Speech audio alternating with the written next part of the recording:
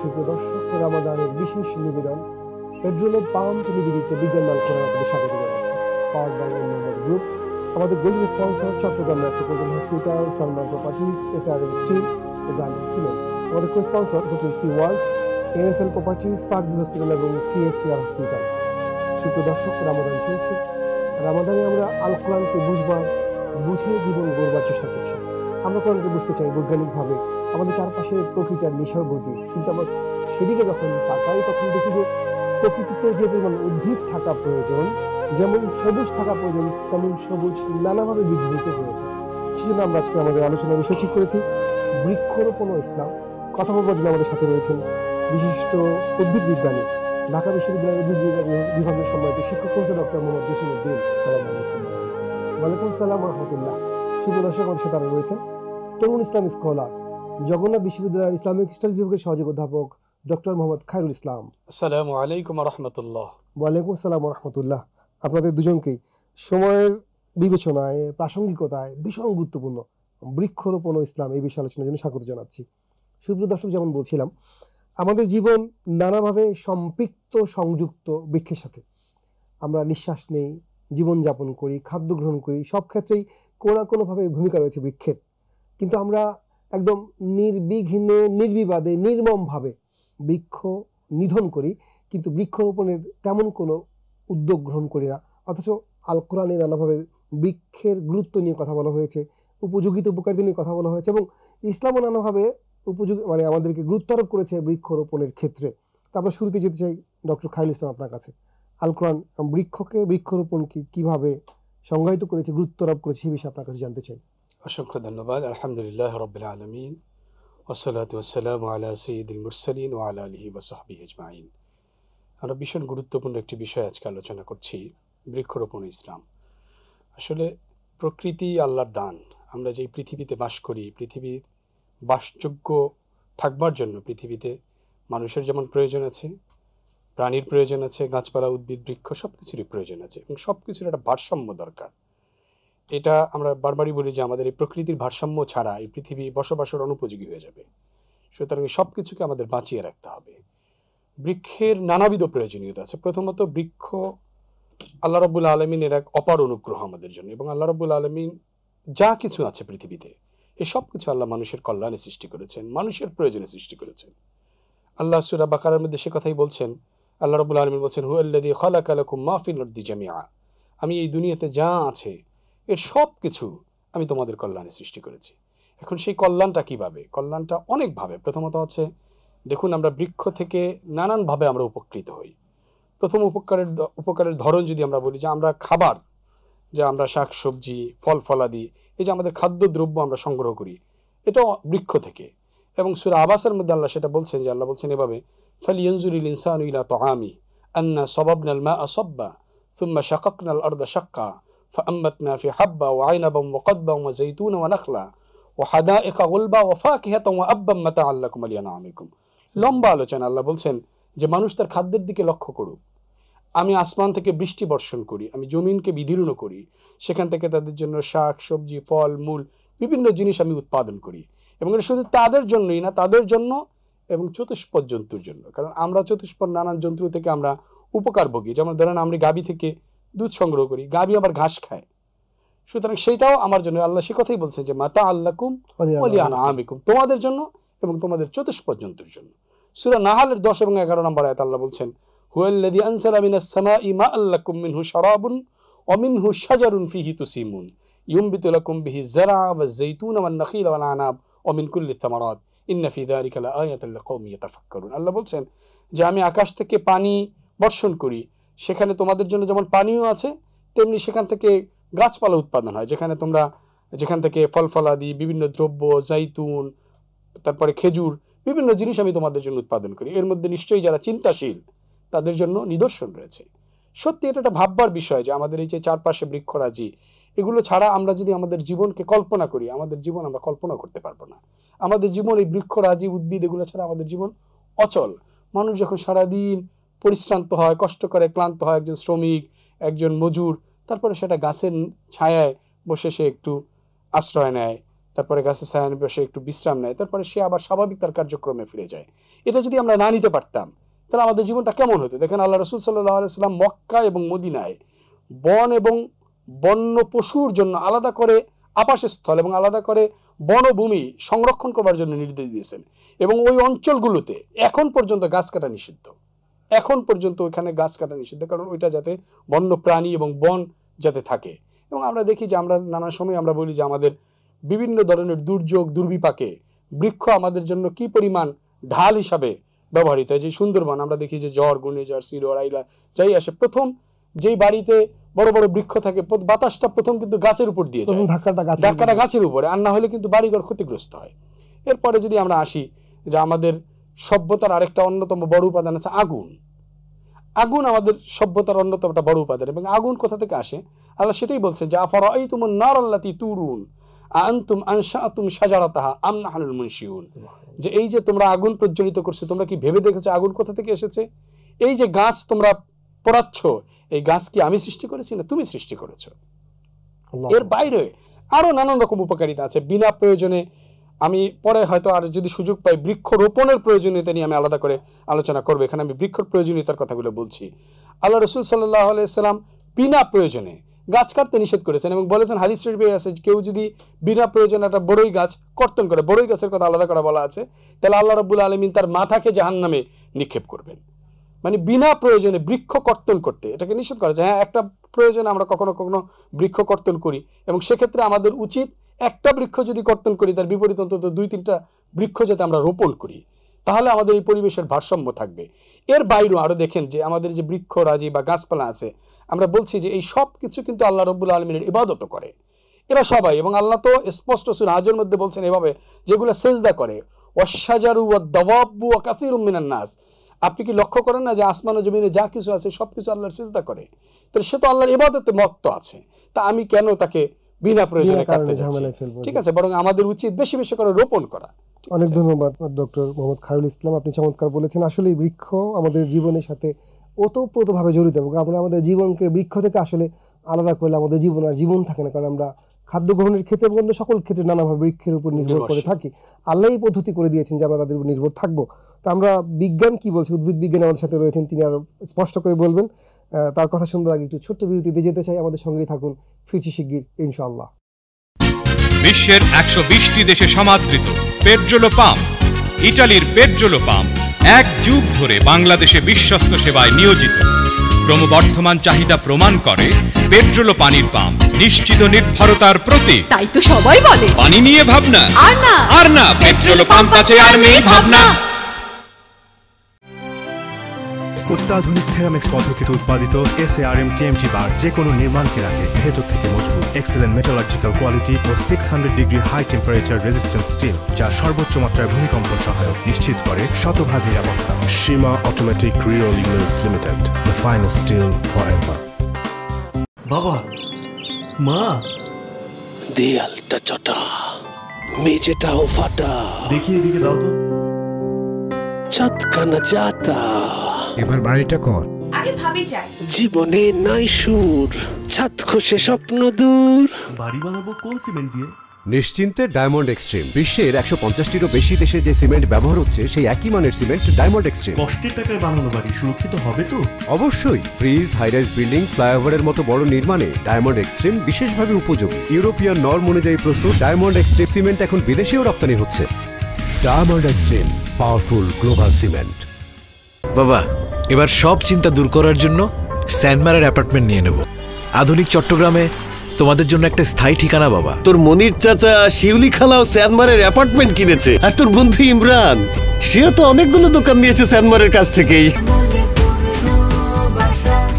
আপনাদের জন্য স্যানমার প্রপার্টিজের গ্রিন পার্ক, অর্চার্ড গার্ডেন, এডিনিয়া আইয়ুব সহ বিভিন্ন প্রজেক্ট। প্রয়োজন বা পছন্দ মতো বেছে নিন আপনার অ্যাপার্টমেন্ট বা শপিং স্পেস, আর নিশ্চিন্তে গড়ুন সমৃদ্ধির আগামী। দর্শক, বিরতির পর ফিরে এলাম। রমাদানের বিশেষ আয়োজন পেট্রোলো পাম্প নিবেদিত বিজ্ঞান মাল কোরআনে, powered by N Mohammad group. আমাদের golden sponsor Chattogram metropolitan hospital, Sanmar properties, SARM steel ও ডায়মন্ড সিমেন্ট। আমাদের co sponsor hotel Sea World, NFL properties, Parkview hospital এবং CSCR হসপিটাল। আমরা শুনছিলাম আল কোরআন থেকে, রাসূলের জীবন থেকে কিভাবে তিনি বৃক্ষরোপণের স্কোপ তৈরি করে দিয়েছিলেন এবং বৃক্ষের গুরুত্বটা কি কিভাবে বুঝিয়েছেন? আমরা এখন যেমন আমাদের অতিথি বরেণ্য উদ্ভিদ বিজ্ঞানী প্রফেসর ডক্টর জসিমউদ্দিন স্যার আপনার কাছে আমরা আসলে জানতে চাই যে বৃক্ষ নিধনের যে একটা উৎসব নানা সময় আমাদের দেশে চলে, এটার আসলে অশুভ প্রভাব কি কি পর্যায়ে পড়তে পারে, আপনারা কিভাবে গবেষণা করেছেন? আসলে এটা তো উৎসব বললেন না, এখানে হয়েছে কি বৃক্ষের সাথে বৃক্ষের সাথে ধরেন টাকা পয়সা জড়িত, কারণ বৃক্ষ বিক্রি করলে অনেক টাকা পাওয়া যায়। এখন ধরেন বৃক্ষ যাদেরকে আমরা রক্ষা করতে দিই তারাই যখন বৃক্ষ কাটে তখনই সমস্যা।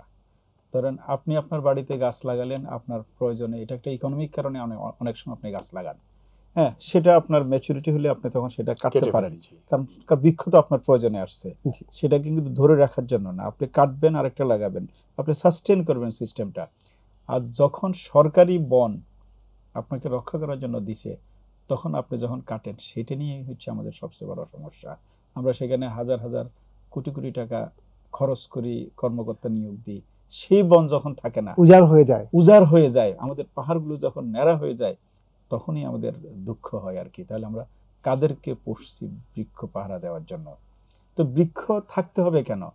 আল্লাহ তাআলা তো বৃক্ষ দিছে মানুষের উপকারের জন্য, বিজ্ঞান সেটা আবিষ্কার করছে। ফটোসিনথেসিস নামক একটা প্রক্রিয়া আছে, আমরা সবাই জানি সূর্য হচ্ছে সকল শক্তির, সৌরজগতের সকল সোর্স, সেটা বৃক্ষ ছাড়া কেউ ইউজ করতে পারে না। তার এই ফটোসিনথেটিক রিয়াকশনে সেখানে সে বাটি থেকে পানি নেয়, তারপরে বাতাস থেকে কার্বন ডাইঅক্সাইড নেয়, সূর্য থেকে শক্তি নিয়ে রিয়াকশন ঘটিয়ে সে খাদ্য তৈরি করে, সেটা হচ্ছে কার্বোহাইড্রেট। একমাত্র সেই পারে, তার সবুজ বর্ণকণিকা আছে, সে ছাড়া আর কেউ পারে না। এই খাদ্য তৈরি হওয়ার সাথে সাথে বৃক্ষ বেঁচে থাকার জন্য সে কিছু ইউজ করে, আর বাকিটা সে জমা করে, তার উপর নির্ভরশীল প্রাথমিক consumer, secondary consumer, tertiary consumer, quaternary যত কনজিউমার আছে সবাইকে সে সাপ্লাই দিচ্ছে। এখন যদি তার উৎপাদনে ঘাটতি হয়, সে নাই, আমরা নানাভাবে ঘাটতি হচ্ছে উৎপাদনে, যেমন দূষণের কারণে উৎপাদনে ঘাটতি হয়, হ্যাঁ, কারণ সবুজ অংশ যখন কাভার হয়ে যায় এই ধুলোবালি দিয়ে, তখন সূর্য আলো ঠিক মতো সেখানে পৌঁছতে পারে না, তখন খাদ্য উৎপাদন কমে যায়, সেটা একটা ঘাটতি। তখন দেখা যাচ্ছে তার উপর নির্ভরশীল যে খাদ্য জালে যারা জড়িত সবাই কিন্তু আক্রান্ত হয়। আর যখন থাকেই না, বৃক্ষই নাই, তাহলে বৃক্ষের উপর নির্ভরশীল সকল জীববৈচিত্র্য, সকল প্রাণী জগৎ কেউ তো থাকবে না, কারণ আমরা ওটা ছাড়া তো খাওয়ার কোনো ওয়ে পাচ্ছি না। তাহলে বৃক্ষ এই জন্য তো আমাকে ধরে রাখতে হবে। আর তাছাড়া আজকে যে ক্লাইমেট চেঞ্জ হচ্ছে, বাতাসে কার্বন ডাইঅক্সাইডের পরিমাণ বেড়ে যাচ্ছে, তো বাতাস থেকে এক্সট্রা যে কার্বন ডাইঅক্সাইড সেটা খাবে কে? সে তো বৃক্ষই খাবে। বৃক্ষ এই যে দূষিত পদার্থটাকে খেয়ে খাদ্য তৈরি করতেছে, সে বৃক্ষ না থাকলে বাতাসে দূষিত যে পদার্থ আছে সেটা খাওয়ার কোনো সুযোগ নেই। আবার বিনিময়ে আপনাকে অক্সিজেন দিচ্ছে, বাতাসটাকে নির্মল করতেছে। আমরা করোনার সময় আমরা অক্সিজেনের প্রয়োজনীয়তাটা আমরা বুঝতে পেরেছি, যখন একটা রোগীর জন্য পার ডে 10,000 টাকার 12,000 টাকার অক্সিজেন লাগতেছে, তারপরেও তার চলতেছে না। তো সেরকম অক্সিজেন তো গাছটা আপনাকে দিয়ে দিচ্ছে, কন্টিনিউয়াস ফ্রি দিয়ে যাচ্ছে। তো তাহলে এই বৃক্ষ যদি না থাকে তা আপনি বাঁচবেন কিভাবে? পবিত্র কোরআনে তো আল্লাহ কিছু গাছের নাম উল্লেখ করেছে, যে ওষুধি হিসাবে, টিম্বার হিসাবে, অথবা ইভেন অভিশপ্ত বৃক্ষের নাম আল্লাহ উল্লেখ করছে, যে কণ্টক ফলযুক্ত জাউ গাছের কথা। তো তাহলে এই বৃক্ষ আপনার প্রয়োজনে আসছে, তো এই বৃক্ষকে কোনোভাবে ধ্বংস করা যাবে না। এই বৃক্ষ, এই বৈজ্ঞানিকেরা এখন যেটা বলছে যে একটা দেশের জন্য মিনিমাম 25% ফরেস্ট কাভার থাকা দরকার, তাহলে সেটা আমাকে মেনটেন করতে হবে। সেটা যদি আবার কমে যায় তাহলে আমাদের সমস্যা তৈরি হবে। আমরা যদি বাংলাদেশের কথাই যদি বলি, হ্যাঁ, আমাদের তো অলরেডি কমে গেছে, কম আছে, আমরা অনেক চেষ্টা করতেছি, আমাদের হচ্ছে না। আমাদের যে খালি জায়গাগুলো আমাদেরকে ভরাট করতে হবে বৃক্ষ দিয়ে। তাহলে এখানে প্রশ্নটা হচ্ছে ওই যে রাইট গ্রেনিংয়ের কথা আমরা বারবার বলছি, আমার বৃক্ষগুলো দিয়ে আমি আমার দেশকে ভরাবো। আমি অস্ট্রেলিয়ান বৃক্ষ অথবা আফ্রিকান বৃক্ষ অথবা অ্যামাজনের বৃক্ষ দিয়ে আমি ভরাবো না, কারণ আমার বৃক্ষের সাথে আমার দেশের সকল উপাদান জড়িত। নট অনলি দ্যাট, আমার হেরিটেজ, আমার প্রাণী বৈচিত্র্যের সাথে জড়িত। আমি যে দাবি করব, আমি তো একটা বাওবাব ট্রি দাবি করতে পারবো না এটা আমার, হ্যাঁ, আমি তো রেন্ট ট্রি দাবি করতে পারবো না আমার। আমাকে দাবি করতে হবে আমার যেটা, আমার বট গাছ, আমার ডুমুর গাছ, আমার আম গাছ, আমার কলা গাছ, সেটা তো আমি দাবি করব।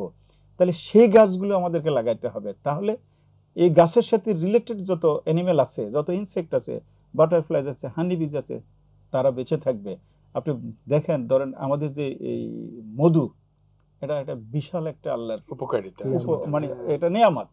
হ্যাঁ, তাহলে সেখানে বলা হয়েছে সেটা খেলে আপনার সকল রোগের প্রশমন আছে। তাহলে সেরকম একটা সুযোগ আমরা কেন হাতছাড়া করব? তাহলে আমার দেশীয় গাছ দিয়ে, দেশীয় প্রজাতি দিয়ে আমার যতটুকু জায়গা ব্যারেন্ট আছে সেখানে আমি গাছ লাগাবো।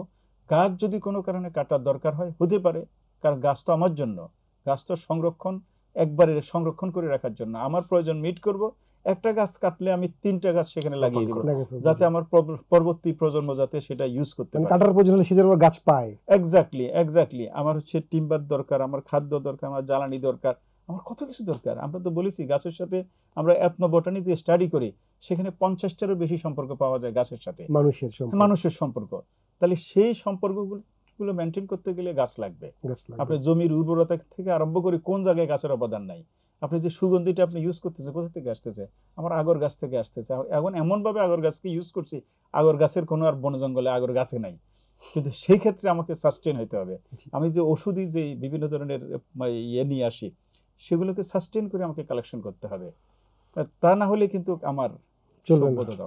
অনেক ধন্যবাদ মোহতারাম স্যার, আপনি চমৎকার বলছেন। সুপ্রিয় দর্শক, আসলে বৃক্ষের সঙ্গে আমাদের জীবন, স্যার বলছেন 50 ভাবে সম্পৃক্ত। মানে আমরা ডিপেন্ড করি বৃক্ষের উপর, বৃক্ষ আমাদের উপর ডিপেন্ড করে না। আমাদের জীবন ধারণের জন্য বৃক্ষের কাছে যেতে হয়। আমরা একটু ডক্টর খালিদ ইসলামের কাছে আবার আসতে চাই।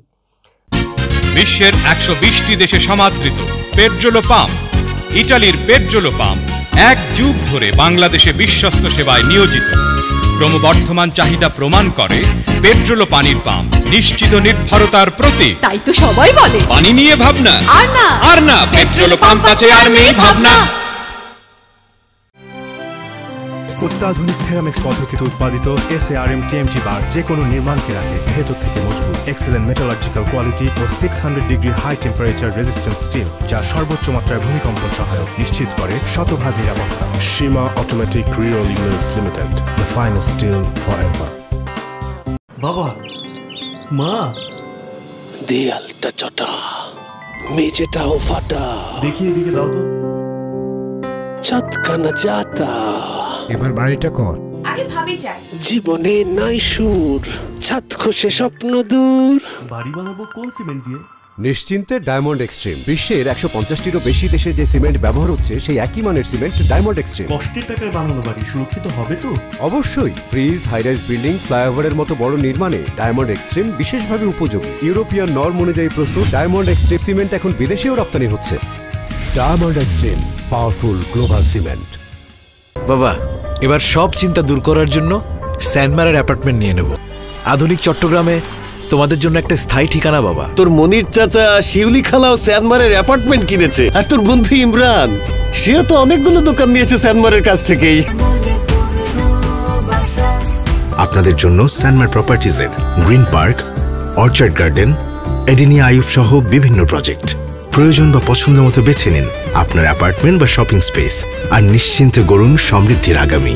আমরা রাসূল ইসলামের একটা হাদিস নিয়ে জানি যে রাসূলের কাছে একজন ভিক্ষুক আসলেন, রাসূল পরে কাঠ কাটতে দিলেন, এবং এটা নিয়ে বহুবিধ বক্তব্য বলা হয়েছে। রাসূল গাছ কাটার জন্য বলেছেন, আসলে ব্যাপারটা এরকম না। আমরা জানি যে রাসূল বৃক্ষরোপণের জন্য বলেছেন।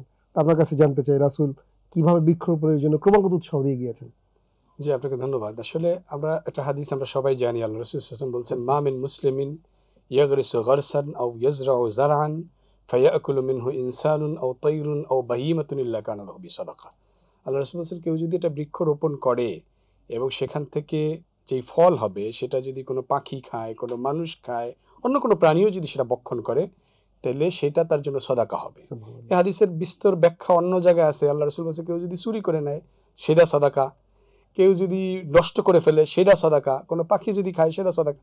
মানে আপনি যদি কোনো গাছ রোপণ করেন, তাহলে সেখান থেকে যেই ফল হবে সেই পরিমাণ নেকিও আপনাকে আল্লাহ রাব্বুল আলামিন দিবেন। হাদিসে বলা আছে যে মা মিন রাজুলিন ইয়াগরিসু গারসান ইল্লা কাতাবা লাহু মিনাল আজরি কাদরা মা ইয়াখরুজু মিনাস সামার। মানে ওই গাছ থেকে যেই পরিমাণ ফল হবে ওই পরিমাণ নেকি আপনাকে দেওয়া হবে। তাহলে বৃক্ষের তো স্যার যেমন অনেকগুলো উপকারিতার কথা বলছেন, যেমন মধুর কথা বলছেন, যে আল্লাহ বলছেন মৌমাছিকে আওহা রাব্বুকা ইলান নাহল আনিত্তাখিদি মিনাল জিবালি বুয়ুতান ওয়া মিনাশ শাজারি ওয়া মিম্মা ইয়ারিশুন। আল্লাহ বলছেন যে আমি মৌমাছিকে আদেশ করেছি সে যাতে ঘরে এবং বৃক্ষে সে যাতে বাড়ি নির্মাণ করে। এখন তার যদি বাড়ি নির্মাণ না করতে পারে, তাহলে আমি মধুটা কোথা থেকে সরবরাহ করব, সংগ্রহ করব? এবং সেই মধু যে আজকে আমরা বিজ্ঞানও বলছে, আল্লাহ রসুলও বলছে যে এটা কত বড় একটা মেডিসিন, কত বড় একটা ঔষধ হিসাবে কাজ করে। এরপরে বৃক্ষের উপকারিতার কথা তো বলে শেষ করা যাবে না। আল্লাহ রসুলের আরেকটা হাদিস, বিখ্যাত হাদিস আমরা সবাই জানি, আল্লাহ রসুল ইসলাম বলছেন, ইন কামা আলা আহাদিকুম আল কিয়ামা অফিহি ফারিসাতুন ফালিয়গরিসুহা, যদি এমন হয় যে তোমাদের কারো কিয়ামত চলে আসে কিন্তু তার হাতে একটা চারা গাছ আছে, সে যাতে ওইটা রোপণ করে, মানে ওই মুহূর্ত যাতে সে ওইটাকে নষ্ট না করে ফেলে, মানে অন্তিম মুহূর্ত পর্যন্ত, এটা দ্বারা বোঝানো হয়েছে জীবনের শেষ পর্যায় পর্যন্ত, তোমার জীবনের শেষ পর্যন্ত তুমি বৃক্ষ রোপণ করো। মানে কিয়ামত চলে আসা মানে, কিয়ামত তো আমরা জানি এটা ভয়ঙ্কর মুহূর্ত। কিয়ামত হলে কি বিভীষিকাময় মুহূর্ত হবে, যে মা তার সন্তান পেট থেকে প্রসব করে দিবে, মানুষ উদ্ভ্রান্তের মতো দৌড়াতে থাকবে, সবাই মনে করবে যে পাগল হয়ে গেছে, আসলে পাগল হবে না। আল্লাহ রসুল বলছেন যে ওই অবস্থায় যদি কারো হাতে একটা গাছের চারা থাকে, সে যাতে ওটা রোপণ করে। এরপরে আরো বৃক্ষের উপকারিতা আমি তো বললাম। তো এরপরে আল্লাহ রসুল যে একটা হাদিস আমরা জানি যে মিসওয়াক করা যে সুন্নাহ, মিসওয়াক করতে হয়, এবং আল্লাহ রসুল বলছেন যে লাউলা আনা শুক্কা আলা উম্মতি লা আমারতুহুম বিসওয়াকি ইনদা কুল্লি সালাতিন, যদি আমার উম্মার জন্য কষ্ট না হইতো তাহলে আমি প্রত্যেক ওয়াক্ত নামাজের পূর্বে মিসওয়াক করাকে আবশ্যক করতাম। মানে মিসওয়াক কোথা থেকে করছি, এটা কিসের ডাল? এটা নিশ্চয়ই একটা বৃক্ষের ডাল। তো এইরকম নানাবিধ ভাবে বৃক্ষের উপরে, আসলে আপনি যে কথাই বলছেন যে বৃক্ষের উপর আমরা নির্ভরশীল, আমরা অক্সিজেন নেই বৃক্ষ থেকে। এবং আরেকটা বৃক্ষের একটা উপকারিতার কথা কোরআন কারীমে আছে এইভাবে, যে আমাদের যে বৃষ্টিপাত হয়, যেই যেই জায়গাগুলোতে গাছপালা বেশি থাকে, এটা পরিসংখ্যানও দেখেন আপনি, মানে সেই সব জায়গায় বৃষ্টি বেশি হয়।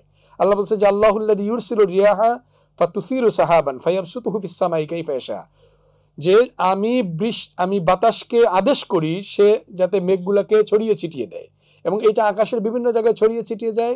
ওয়াজআলহু কাসাফান ফাতারাল ওয়াদকা ইয়াখরুজু মিন খালালিহি, এবং নির্দিষ্ট জায়গায় এটা বর্ষিত হয়। এবং সেখানে বলা হয়েছে যে যেখানে যে গাছপালা বেশি থাকে সেখানে বৃষ্টিপাত বেশি হয়, এবং গাছপালা থাকার কারণে পানির যে স্তর এটাও সংরক্ষণ করতে বৃক্ষ সহায়তা করে। এই নানান ভাবেই আসলে বৃক্ষই জীবন, আমরা যদি এই কথাও বলি তাহলে এটাও কোনো অংশে কম হবে না। অনেক ধন্যবাদ মোহাম্মদ শাহুল ইসলাম। আসলে বৃক্ষই জীবন। আমরা একটু স্যার আপনার কাছে যেতে চাই, আমরা অনুষ্ঠানের শেষ পর্যায়ে, আমরা তো বৃক্ষরোপণ আর বৃক্ষ নিধনের মাঝামাঝি আছি। আপনাদের পক্ষ থেকে আমরা কিছু কর্মসূচি চাই আমাদের জনগণের জন্য, আমাদের শ্রোতার জন্য, দর্শকদের জন্য বলুন যে ঠিক আমরা কি কাজ করবো এখন, যাতে করে আমরা এই বৃক্ষ নিধনের জায়গা থেকে আমাদের দেশটাকে সবুজ শ্যামলিমায় ভরে দিতে পারি। না, আমাদের ধরেন যেখানে খালি জায়গা আছে, আমরা তো বিশ্ববিদ্যালয় থেকে শুরু করে সকল শিক্ষা প্রতিষ্ঠান, সকল স্কুল কলেজ, সকল অফিস আদালত, হসপিটাল, সব জায়গায় যতটুকু খালি জায়গা আছে যেখানে গাছ লাগানোর যোগ্য, সেখানে আমরা হয় ফুলের গাছ লাগাবো, না হয় ফলের গাছ লাগাবো, না হয় ওষুধি গাছ লাগাবো, অথবা বন্য প্রাণী বান্ধব গাছ লাগাবো, অথবা কাঠের গাছ লাগাবো। তাহলে হবে কি, এই আমার যে বৃক্ষরোপণের যে মেসেজ সেটাও ক্লিয়ার হবে, বৃক্ষ আমার যে বিভিন্ন ধরনের চাহিদা মিটাবে সেটা মানে মিট করার সুযোগ পাবো। কারণ হচ্ছে আমাদেরকে বনে গিয়া গাছ দেখা অনেক সময় সম্ভব হয় না, কারণ শিক্ষাক্ষেত্রে বৃক্ষের তো বিশাল একটা ভূমিকা। ধরুন যারা উদ্ভিদ বিজ্ঞান পড়ে, যারা প্রাণী বিজ্ঞান পড়ে, অথবা অন্যান্য ন্যাচারাল সায়েন্স পড়ে, তাদেরও তো বৃক্ষ নিয়ে গবেষণা করতে হয়। এবং চিটাং হিল ট্রেক্স, সুন্দরবন অথবা মধুপুর যাওয়া অনেক সময় সম্ভব হয় না। তো সেই জন্য আমাদেরকে যদি আমাদের বিশ্ববিদ্যালয় এলাকায় যদি সেই ছোট্ট একটা বাগান থাকে, সেখানে যদি দেশের সবগুলো গাছপালা থাকে, তাহলে শেখার একটা সুযোগ থাকে। কোনো একটা হসপিটাল, সুন্দর গাছপালা ফুল যদি থাকে, তাহলে রোগীদের মনটা সুন্দর হয়ে যায়। অথবা কোনো একটা ইন্ডাস্ট্রিয়াল এরিয়া, সেখানে যদি বড় বড় বৃক্ষ থাকে, তাহলে একদিকে যে দুর্যোগপূর্ণ যে আবহাওয়া, সেখানে ইন্ডাস্ট্রিগুলোকে সেভ করতে পারে। হ্যাঁ, গ্রিন ফ্যাক্টরি ধারণা অলরেডি হয়েছে, অনেকে করে, কিন্তু সেখানে একটু মিস কনসেপ্ট আছে, মনে করে যে ভিতরে একটা গাছ লাগা দিলে গ্রিন না। যেই ফ্যাক্টরিটা যতটুকু জায়গায় করছে, ততটুকু জায়গার নির্দিষ্ট এলাকায় যাতে গাছপালা থাকে, তাহলে সেখানে পশু পাখি থাকবে। ঘরে একটা গাছ লাগা দিলাম আমি, গ্রিন বললে তো হবে না, সেখানে পশু পাখি থাকতেছে না। আপনি একটা গাছ লাগানোর সাথে সাথে চিন্তা করতে হবে গাছের উপর নির্ভরশীল যারা আছে তারাও যাতে সেখানে আসে। আপনি ধরেন, আমি সেদিন কার্জন হলে আপনার গাছ লাগিয়েছি, আপনার সূর্যমুখী গাছ লাগিয়েছি। অনেকে এটা নিয়ে মানে আমার সাথে একটু দ্বিমত করতেছিলেন। না, এই সূর্যমুখী গাছ লাগানোতে একদিকে আমার সাশ্রয় হলো, চারা একটা যেখানে 50 টাকা দিয়ে কিনতে হয়, আমার চারা কিনা লাগতেছে না, আমি অল্প কয়েকটা বীজ ছিটিয়ে দিলাম। আর সূর্যমুখী ফুল দেখার জন্য মানুষ পাগল থাকবে, আমি চিন্তাই করতে পারি না কত লক্ষ দর্শক গিয়ে সেখানে ছবি তুলছে। পাশাপাশি আমার যে পাখিগুলো, বিশেষ করে টিয়া পাখি, সকাল বিকাল সারাক্ষণ সূর্যমুখীর এই নরম বীজটা খাওয়ার জন্য পাগল। তো দেখেন, তো এরকম যদি ধরেন আপনি যদি গাছ লাগান, আপনাকে চিন্তা করতে হবে গাছ লাগানোর আগে আপনার পারপাসটাকে চিন্তা করতে হবে, আমি কোন পারপাস চাচ্ছি। সেটা অনুযায়ী যদি আপনি আপনার আঙ্গিনায় গাছ লাগিয়ে দেন, তাহলে আপনার নিজের চাহিদা মিট হবে, প্রতিবেশীর চাহিদা মিট হবে, এবং প্রকৃতির চাহিদা মিট হবে। অনেক ধন্যবাদ, তাহলে দেশটা সুন্দর। অনেক ধন্যবাদ ধন্যবাদ জনাব খায়রুল ইসলাম। সুপ্রিয় দর্শক, আমরা বৃক্ষরোপণ নিয়ে যে কথাটি বললাম, সেখানে স্যার এক জায়গাতে এসে বললেন যে আমরা আমাদের ইউনিভার্সিটিতে বৃক্ষরোপণ করি এবং আমরা আমাদের অফিসে বৃক্ষরোপণ করি, এবং বর্ষ পরিক্রমায় দেখা যায় আমরা এক জায়গাতেই ক্যামেরার সামনে একই জায়গাতে বৃক্ষরোপণ করি, কিন্তু সেখানে আর কোনো বৃক্ষ হয় না। ব্যাপারগুলো এমন যেন না হয়, আমরা আসলে যেখানে লাগানোর যোগ্য জায়গা থাকবে সেখানে লাগিয়ে ক্যামেরার পেছনে যেন আমরা কাজটা করি, আমাদের প্রদর্শনের জায়গাটা যেন কম হয়, প্রদর্শনের ইচ্ছা যেন কম হয়, আমাদের দেখানোর ব্যাপারটা যদি কম হয়, তাহলে মূলত আমরা আমাদের নিজেদেরকে, আমাদের প্রকৃতির সবাইকে, পরিবেশের সবাইকে ভালো রাখবার আয়োজন করতে পারবো। আমরা প্রদর্শন ইচ্ছা মুক্ত একটা চমৎকার কাজ করতে চাই।